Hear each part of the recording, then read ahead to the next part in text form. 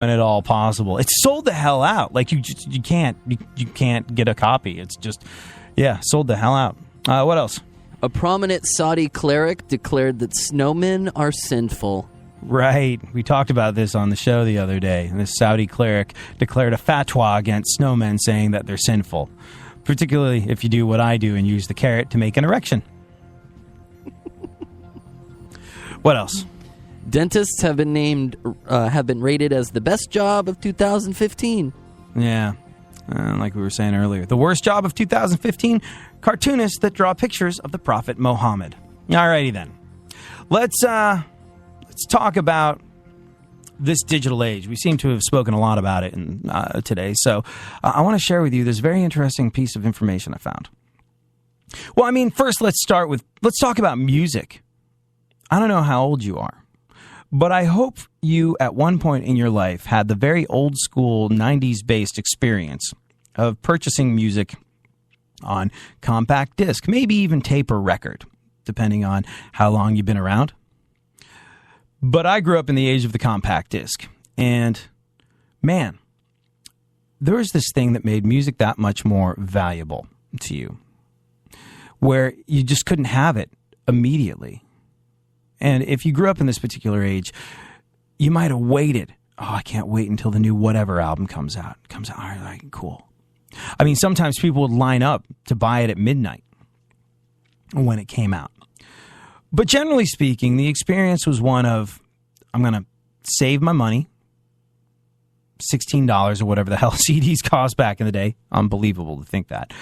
I'm going to get in my car. I'm going to drive to the store. I'm going to go through the selection of compact discs until I find the one I want. I'm going to purchase it, place my hard-earned money on the table, and I've got this thing that hooks a portable CD player, a Discman, up to my car stereo because my car sucks and I don't have a CD player in my car. But I went through the trouble and the hassle of getting a Discman, buying batteries for it, putting in it, and then figuring out how to get it connected to the tape deck in my car. And I'm gonna struggle with the shrink wrap. I've got one of those little razor blade opener things for CDs that you're gonna slice your finger on 8 times before you actually get the CD out of the case. I'm probably going to break the case a little bit in the process. I'm going to have to bite the shrink wrap to get it started for the opening of it. And then I'm going to put it in my car CD player, which is just a Discman that I had to purchase external batteries for and hook up to my tape deck. And I'm going to listen to this music that I had to fight so hard for,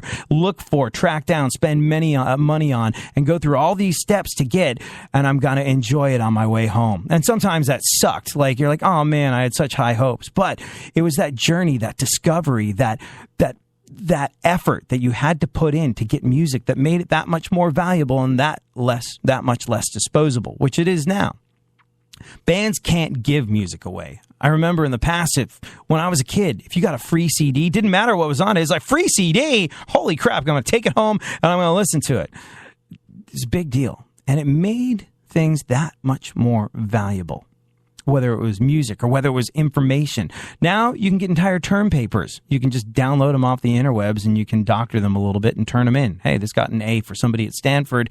I just have to make it so that I cover up my tracks enough, and that's it. The pursuit of knowledge is less interesting. You don't have to go to a library, crack books, look at a microfiche, all of the above before you learn stuff. No, click of your phone on Wikipedia, which is, for obviously not the most reputable source, but you can find out a lot of stuff